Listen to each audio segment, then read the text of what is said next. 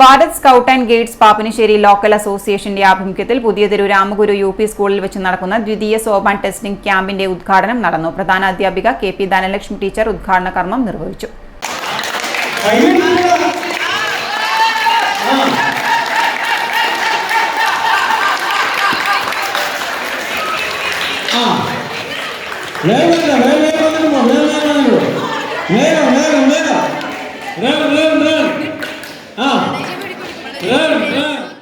ചടങ്ങിൽ Bharat scout and ഗൈഡ്സിന്റെ മുൻ സംസ്ഥാന secretary C Sajith master, P Dineshan master, camp leader Siyad master, Bharat scout and guide Pappinissery LA secretary Prinsa P, Surendranath PV, PTA president N Ratheesh, PTA vice president Shibu P, PTA executive അംഗം Sajesh P എന്നിവർ സംബന്ധിച്ചു.